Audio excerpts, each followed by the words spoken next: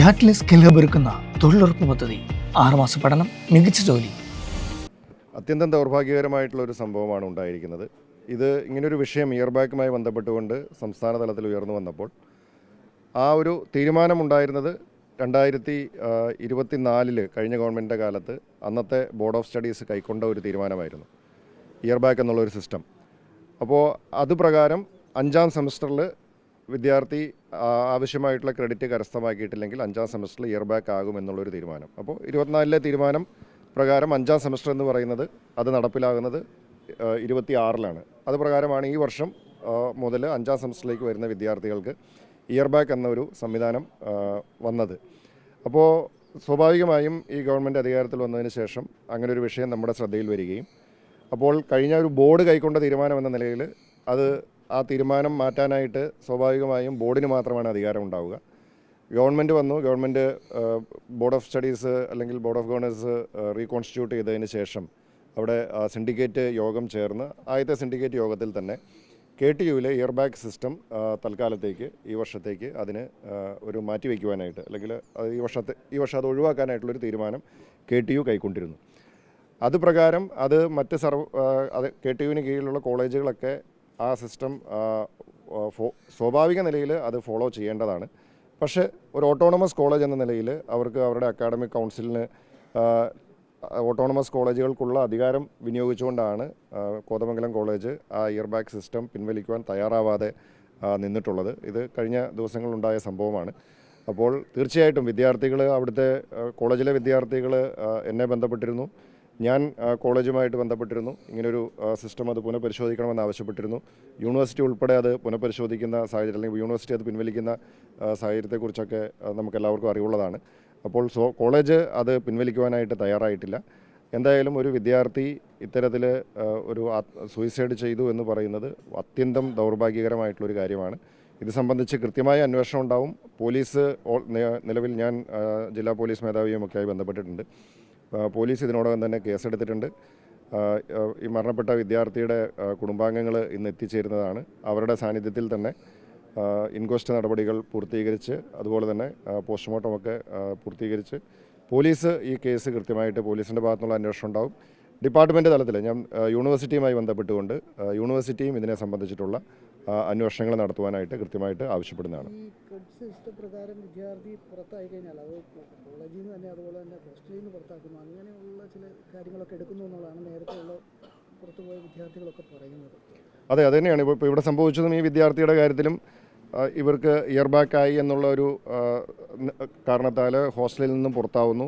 പുറത്ത് PG എടുത്ത് താമസിക്കുന്ന സാഹചര്യമാണ് ഉണ്ടായിട്ടുള്ളത്. ഏതാണ്ട് 20ഓളം വിദ്യാർത്ഥികൾക്ക് സമാനമായ സാഹചര്യത്തിൽ ഇയർ ബാക്ക് ഉണ്ട് എന്ന് പറയപ്പെടുന്നു ഇതേ കോളേജിൽ തന്നെ. അപ്പോൾ ഈ വിദ്യാർത്ഥികളുടെയൊക്കെ ഭാവിയെ ബാധിക്കുന്ന ഒരു വിഷയമാണ് ഇത്. ഇങ്ങനെയുള്ള വിഷയങ്ങൾ വരുമ്പോൾ സ്വാഭാവികമായും ചെറിയ വിദ്യാർത്ഥികളാണ്, അവരെ അത് കൈകാര്യം ചെയ്യുന്ന രീതിയിൽ കോളേജുകളൊക്കെ കുറേ കൂടി ശ്രദ്ധ പുലർത്തേണ്ടതാണ്. കാരണം അവർക്ക് അങ്ങനെയുള്ള വിദ്യാർത്ഥികളുണ്ടെങ്കിൽ അവർക്ക് കൗൺസിലിംഗ് കൊടുക്കുകയോ അല്ലെങ്കിൽ അവർ മാതാപിതാക്കളുമായി ഒക്കെ ബന്ധപ്പെടുകയോ അത്തരം സാഹചര്യങ്ങൾ അത് അവരുടെ കുടുംബത്തെയൊക്കെ ബോധ്യപ്പെടുത്തുകയോ അപ്പോൾ അവർക്ക് ഇതുപോലുള്ള ഒരു അനിഷ്ട സംഭവങ്ങളിലേക്ക് പോകാതിരിക്കുവാൻ അല്ലെങ്കിൽ വിദ്യാർത്ഥികളെ അത്തരം സാഹചര്യങ്ങളിലേക്ക് തള്ളിവിടാതിരിക്കുവാനായിട്ടുള്ള എല്ലാ മുൻകരുതലുകളും സ്വാഭാവികമായിട്ടും കോളേജുകളുടെ ഭാഗത്തു നിന്ന്, സ്ഥാപനങ്ങളുടെ ഭാഗത്തു നിന്ന് നിർബന്ധമായിട്ടും ഉണ്ടാവേണ്ടതാണ്. യൂണിവേഴ്സിറ്റി തീരുമാനം പരിശോധിക്കാൻ തയ്യാറായി, പക്ഷേ ഓട്ടോണമസ് കോളേജ് അത് തയ്യാറാകുന്നില്ല എന്നുള്ളതാണ്. ഇത് ഒരു കൂട്ടം വിദ്യാർത്ഥികളുടെ ഭാവി ബാധിക്കുന്ന വിഷയമാണ്. അപ്പോൾ സംസ്ഥാന സർക്കാരിന് ഇതൊക്കെ ഏത് രീതിയിലുള്ള ഇടപെടൽ? അല്ല, ഇപ്പോൾ സർവകലാശാലയിലായാലും കോളേജുകൾക്കായാലും അതിന് അക്കാദമിക കാര്യങ്ങളിൽ അവർക്കുള്ള ഒരു സ്വയംഭരണാധികാരമുണ്ട്. നമ്മൾ അക്കാദമിക് കാര്യങ്ങളിലേക്ക് ഗവൺമെൻറ് കടക്കാറില്ല. നമുക്ക് നമ്മുടെ നിർദ്ദേശങ്ങൾ നമ്മൾ സർവകലാശാലയ്ക്ക് മുമ്പിൽ അല്ലെങ്കിൽ ഇപ്പോൾ സിൻഡിക്കേറ്റിൻ്റെയൊക്കെ മുമ്പിലോ തീരുമാനങ്ങൾ എടുക്കുന്ന ബോഡികൾക്ക് മുമ്പിൽ നമ്മൾ കൊടുക്കാറുണ്ട്. അവരത് ചർച്ച ചെയ്ത് അതിനകത്ത് തീരുമാനങ്ങൾ എടുക്കുകയാണ് ചെയ്യുന്നത്. ഇപ്പോൾ സർവകലാശാല ഒരു തീരുമാനം എടുത്തെങ്കിലും ഇത് കോളേജ് ഓട്ടോണമസ് ആകുമ്പം കോളേജിൻ്റെ അക്കാഡമിക് കൗൺസിലിന് അവർക്ക് കുറേ തീരുമാനങ്ങൾ എടുക്കാനുള്ള അധികാരങ്ങളുണ്ട്. അതുകൊണ്ടാണല്ലോ അത് ഓട്ടോണമസ് കോളേജ് എന്ന നിലയിൽ പ്രവർത്തിക്കുന്നത്. പക്ഷേ ഇങ്ങനെ എടുക്കുന്ന തീരുമാനങ്ങളെല്ലാം അത് ആരായാലും, സർവകലാശാലയായാലും കോളേജുകളായാലും, അതെല്ലാം വിദ്യാർത്ഥികളുടെ ഭാവിയെ കരുതിക്കൊണ്ട് അവരുടെ ജീവൻ അല്ലെങ്കിൽ അവരുടെ സുരക്ഷിതത്വം ഉറപ്പുവരുത്തുന്ന നിലയിലുള്ള തീരുമാനങ്ങളായിരിക്കണം. വിദ്യാർത്ഥികളുടെയൊക്കെ മാനസികാവസ്ഥയും അവരുടെ ഒരു പ്രായവും ഒക്കെ കണക്കിലെടുത്തുകൊണ്ടിട്ടുള്ള മനുഷ്യത്വപരമായിട്ടുള്ള തീരുമാനങ്ങളായിരിക്കണം ഇത്തരം കാര്യങ്ങളിൽ എല്ലാവരുടെയും ഭാഗത്തുനിന്നും ഉണ്ടാവേണ്ടത് എന്നുള്ളത് തന്നെയാണ്. എന്തായാലും ഈ കാര്യത്തിൽ കൃത്യമായ അന്വേഷണം ഉണ്ടാവും. അതിനകത്ത് എന്തെങ്കിലും തരത്തിലുള്ള പാളിച്ചകൾ ആരുടെ ഭാഗത്തുനിന്നുണ്ടായിട്ടുണ്ടായാലും അതിൽ കൃത്യമായിട്ടുള്ള നടപടികൾ, സാധ്യമായിട്ടുള്ള നടപടികളൊക്കെ ഉണ്ടാവും. നിലവിൽ ഈ എയർ ബാഗ് സിസ്റ്റം വേണ്ട എന്ന് വെച്ചിരിക്കുകയാണ്. അത് താൽക്കാലികമായിട്ട് അല്ല, ഇപ്പോൾ KTU അത് അങ്ങനൊരു തീരുമാനം എടുത്തിട്ടുണ്ട്. KTU കഴിഞ്ഞ ദിവസം കൂടിയ സിൻഡിക്കേറ്റ് യോഗത്തിൽ അങ്ങനെ ഒരു തീരുമാനം എടുത്താൽ മാധ്യമങ്ങളൊക്കെ റിപ്പോർട്ട് ചെയ്തിട്ടുള്ളതാണല്ലോ. അപ്പോൾ അങ്ങനെ ഒരു തീരുമാനം ഇപ്പോൾ തൽക്കാലം ഈ വർഷത്തേക്ക് അത് ഒഴിവാക്കിയിട്ടുണ്ട്. ഇനി വരും വർഷങ്ങളിലേക്കുള്ളത് ഇയർ ബാഗ് സിസ്റ്റം അവർ കൊണ്ടുവന്നത് ഇതിൻ്റെ ക്വാളിറ്റി ഉറപ്പുവരുത്തുക എന്നുള്ളൊരു ലക്ഷ്യത്തോട് കൂടിയിട്ടാണ്. അതുപോലെ തന്നെ സർവകലാശാലയിൽ, കോളേജുകളിൽ പാസ് പെർസെൻറ്റേജ് ഉയർത്തുക എന്ന ലക്ഷ്യത്തോട് കൂടിയിട്ടാണ്.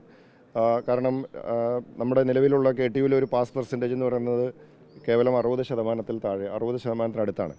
അപ്പോൾ അവരുടെ നിലവാരം ഉയർത്തിക്കൊണ്ടുവരിക എന്ന ലക്ഷ്യത്തിലാണ് ഇങ്ങനെ ഒരു സിസ്റ്റമൊക്കെ കൊണ്ടുവന്നത്. പക്ഷേ അതിൻ്റെ പ്രായോഗിക വശങ്ങൾ പരിശോധിച്ച് അത് വിദ്യാർത്ഥികൾക്ക് ബുദ്ധിമുട്ടുണ്ടാക്കാത്ത രീതിയിൽ വേണം ഇത്തരം കാര്യങ്ങൾ നടപ്പിലാക്കുവാനായിട്ട്.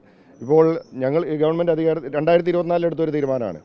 പക്ഷേ നമ്മൾ അധികാരത്തിൽ വന്നതിന് ശേഷം 2026 നമ്മൾ അതിനെക്കുറിച്ച് അന്വേഷിച്ചപ്പോൾ പല വിദ്യാർത്ഥികൾക്കും ഇതിനെക്കുറിച്ചുള്ള കൃത്യമായിട്ടുള്ള ബോധ്യമില്ല, മാതാപിതാക്കൾക്ക് ഇതിനെ സംബന്ധിച്ച് കൃത്യമായിട്ടുള്ള അവബോധമില്ല, ആ കമ്മ്യൂണിക്കേഷൻ കൃത്യമായിട്ട് എത്തേണ്ട സ്ഥലങ്ങളിൽ എത്തിയിട്ടില്ല എന്നുള്ള പരാതികളൊക്കെ ഉയർന്നു വന്നു. അതിൻ്റെ അടിസ്ഥാനത്തിലാണ് ഇത് സിൻഡിക്കേറ്റ് പുനഃപരിശോധിക്കുകയും നമുക്ക് ഈ വർഷം അത് ഇയർ ബാഗ് സിസ്റ്റം തൽക്കാലത്തേക്ക് ഒഴിവാക്കാനായിട്ട് ഒരു തീരുമാനമെടുത്തത്. ഇനി വരും വർഷങ്ങളിൽ എങ്ങനെ വേണമെന്നുള്ളത് സിൻഡിക്കേറ്റ് കൂടി അതിൻ്റെ ബന്ധപ്പെട്ട ഉത്തരവാദിത്തപ്പെട്ട ബോഡികൾ കൂടി ആലോചിച്ച് അതിനകത്ത് വേണ്ട തീരുമാനങ്ങൾ എടുക്കുകയായിരിക്കും ഉണ്ടാവുക.